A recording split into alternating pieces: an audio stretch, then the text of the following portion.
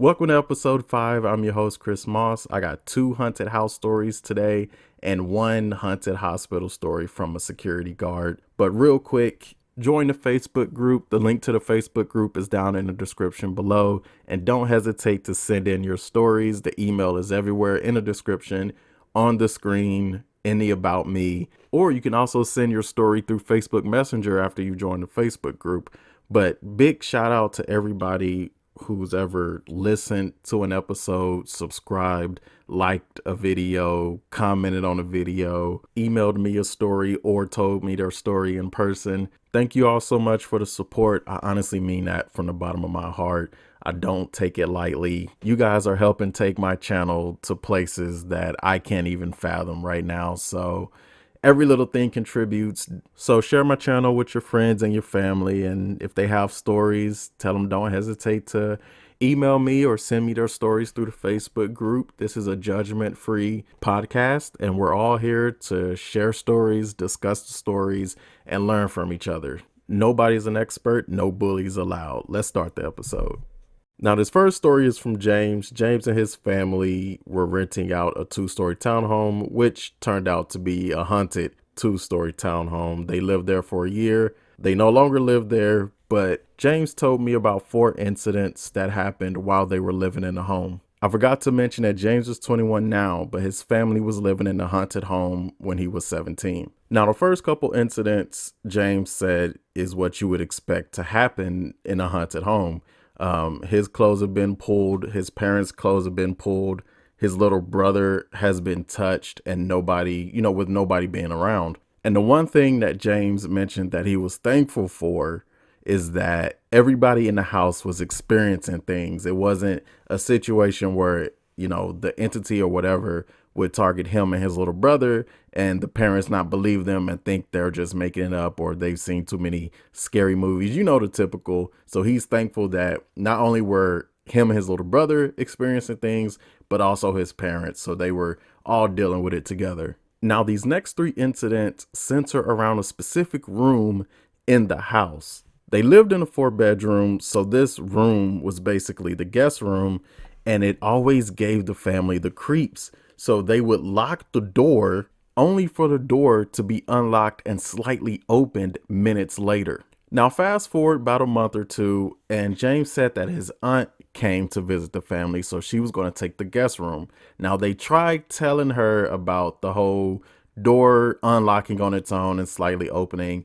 He said that his aunt is basically an atheist. She doesn't believe in the paranormal. She thinks everything can be explained. She just thinks, ghost stories are just for kids and entertainment. But little did she know that she was about to have her first upfront experience with the paranormal. About 11 o'clock at night, he said that they heard the aunt scream in her room, and she comes rushing out with her things, demanding to go to a hotel. Now, the dad took her to a nearby hotel, but she never told the family what happened to her, but she did tell the dad, and the dad later told them what she experienced that night. Apparently, while the aunt was trying to fall asleep, she said she heard what sounded like people whispering to each other in her room. But as soon as the whispering stopped, the cover she was under was yanked off of her and thrown across the room. Now, understandably, the aunt never returned to the house. For the remainder of her visiting, they would go out and do family things like go to the beach or, go to the mall or something. Like they would leave the house and go out and hang out with the aunt, but she refused to go back to that house. Now, he didn't mention if she became a believer after that or if she's in denial, but he thinks she's in denial because she won't talk about it to this day. But the creepiest incident, I would say, is what happened during the last month of them staying in the townhome. They were packing up things and getting ready for the move. Now, one night, the lights were on in this room that the aunt stayed in. The lights were on and the door was closed. James said that he could see shadows of feet moving around in the room. He said it looked like maybe one or two people were walking around in the room, but he went to go tell his parents, and his dad went to go check in the room, and there was nobody in the room. Now, after moving, James said that him and his family have never had another incident or haunting since. But man, I cannot imagine like living in a haunted house. I don't think I could take it, honestly. So, for everybody out there that's living in a haunted house and you haven't told your stories to anybody yet, you have the strength of a god. Because I'm telling you now, I don't care what my financial situation is. I'll have to figure something else out. I can't imagine that. But especially not in James' situation with the shadows of the feet and then the aunt with the whispers and the covers. Ugh, chills. But what do you guys, the listeners, think it was up with the house? Like, why do you think that one room had the most activity, and what do you think the backstory on that house was? Now, I have another haunted house story, but I want to switch it up right now. Let's talk about the haunted hospital from a overnight security guard, and then I'll end this episode with the second haunted house story. Now, like I said, this story comes from an overnight security guard at a hospital. They wish to remain anonymous for obvious reasons, but the main job of this overnight security guard is to handle disorderly patients and to patrol the premises and make sure nobody tries to vandalize the building or break in or anything like that, or make sure nothing's out of the ordinary. A part of this hospital building is only open during the day, so at night it's closed, but the other part of the hospital, like the emergency part, is open 24/7. Now, the security guard said that one night during patrol, they went to the bathroom in the office part of the building that's normally only open during the day. Now, while in the stall of the bathroom, they said they heard the bathroom doors slam open and footsteps walking in, but they never heard the bathroom door open again as if somebody, was to exit, meaning that whoever just walked into the bathroom is still in the bathroom and they're kind of just standing there. Now, the security guard isn't really alone. There is a second security guard on duty. So automatically he's thinking, okay, the other security guard is clearly playing a prank on me. But when he exits the stall, there is nobody in the bathroom. So rightfully so, he rushes back to the other part of the building that's 24/7 and where the other security guard is. Now, this security guard must have looked white as a ghost because his coworker took one look at him and asked, bathroom or hallway? Now, the security guard, which I'll give a fake name to make it easier, Frank, we'll call him Frank. Now, Frank thought his coworker was asking him where he was, bathroom or hallway, and he responded with bathroom. And his coworker proceeds to tell Frank about an incident he had in the bathroom of that same office building. One night while patrolling that office building, the other security guard decided to stop into the bathroom and wash his hands. And that's when he tells Frank that while washing his hands, the door to the bathroom flies open. And Frank has said that neither him nor his coworker has ever been back to that bathroom since, and that they now patrol that office building together. They do it real quick together.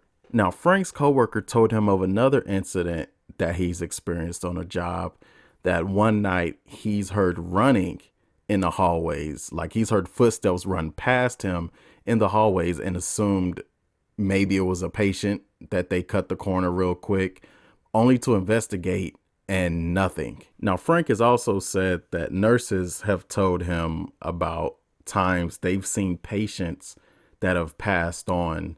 Now, hearing these stories don't surprise me at all because hospitals are just full of negative energy and trauma. But that's also why I've never worked a overnight security job, only because I've heard plenty of stories of things that security guards have seen or have dealt with, and I'm just like, no, thank you. I don't know if morgues use overnight security guards, but if they do, and if there's any security guards who work at morgues or have worked at morgues and you have some stories, email me, send me them stories, because I'm pretty sure y'all have seen or experience something. I would also love to hear stories from truckers because I know they probably see a lot. First responders, like cops, firemen. I would love to hear those stories because y'all see, truckers, y'all drive late at night. So I'm sure y'all see cryptids, dogmen, Bigfoot, stuff like that. But first responders, I'm sure y'all seen it all, because y'all respond to the most horrendous crime scenes and situations that we can't even think of. This next story comes from Madison. Now, she doesn't want to reveal where this house was located, but her and her husband were renting a house for 6 months. And around the second month of being in the house, they discovered that it's haunted because that's when the activity started. Or really, that's when the activity started to get worse. Because in that second month, Madison's husband told her that he saw a woman without eyes in the hallway, and there was no lower body. He didn't see legs. He only saw her upper body. And he said it was like a older woman, like a really old woman, and she had a scowl on her face, like she was pissed off about them being there. Now, within that first month of moving into the house before the husband saw this, she said that little things would happen in the house, like doors would slowly move, like open on their own. Things would move around the house very slightly, like the chair would be in a different position, or let's say she set down keys or a cup, it would be, like on the counter instead of on the table. And they kind of brushed it off or explained it away, like, oh, they must be tired. So they didn't sit it on the table like they thought, or, um, I'm gonna be fully transparent right now. Like, I'm recording in my room. I record this podcast in my room. Sorry to pause the story for a second, but literally a freaky thing just happened.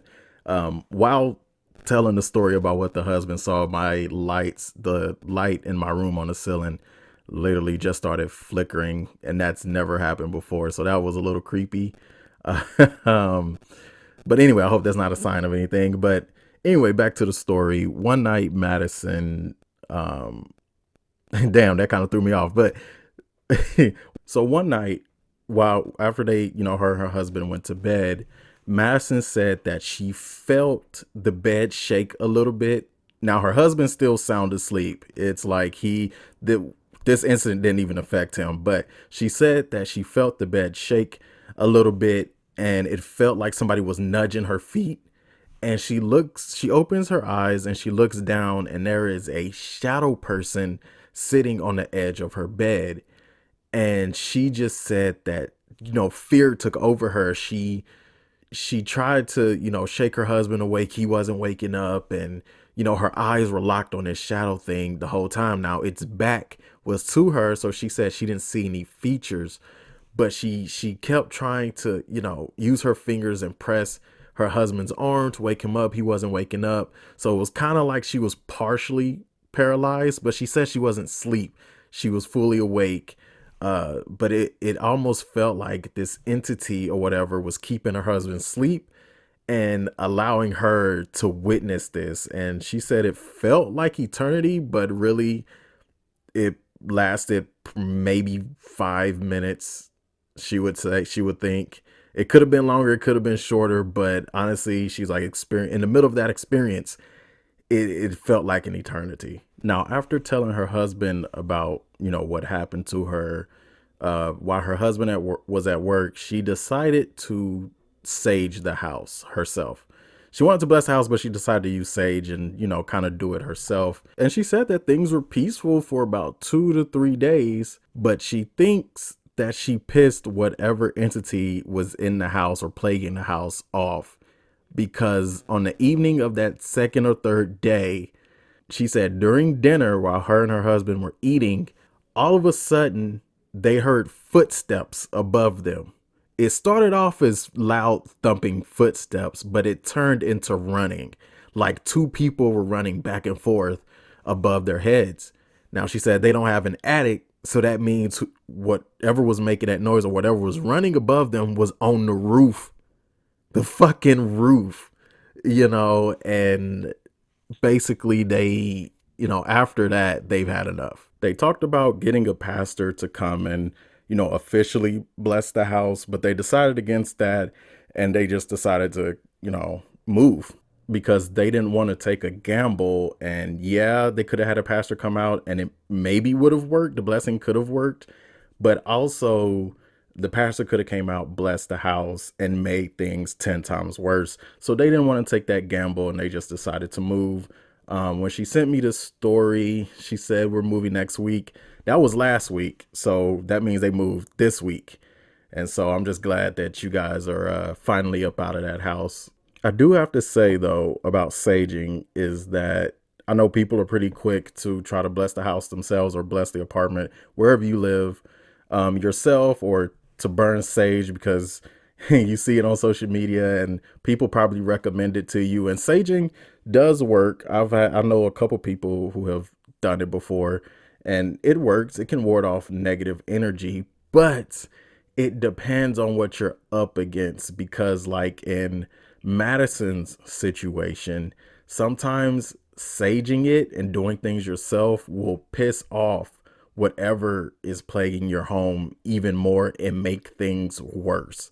So saging isn't always the answer, but I would say before saging, you would need to, I would say, figure out what you're up against first. Because if it's something as simple as a ghost, or I feel like if it's just something like negative energy, then sage would probably be the perfect remedy, or not perfect remedy, but it'll be good. But anything stronger than those two things, negative energy and a ghost, like demonic, sage is just going to piss it off. So that's like poking a bear with a sharp stick. You're just going to piss it off. So be mindful, be careful about just using sage all willy-nilly. Don't go around your house just throwing holy water. I would say, if anything, just get a pastor, find a pastor who will bless your house and have them come and do it. Leave it to the professionals, but definitely figure out what you're going up against first. But big shout out to Madison and James and the anonymous overnight security guard. Thank you for sending me your stories. It's greatly appreciated, greatly valued. And shout out to the subscribers and to the listeners and to the people who like the videos and to the people who commented on the videos. It means a lot. And I keep repeating that because I mean it. Like, seriously, the support that I've been getting and I just started is beyond me. So thank you guys. I'm excited for where this channel is going to go, where you guys are going to help me take this channel. And ultimately, my big goal as this podcast and channel grow is to keep this a safe place for people who have experienced the paranormal, for people who have theories on cryptids and the paranormal. I don't want any bullying. I don't want disrespect. If you disagree with somebody, have a healthy debate about it. There's no need for attacking people just because they have a different opinion than you. But, that's your little PSA, your after school special speech. So thank you for listening, and I'll catch you guys in the next episode.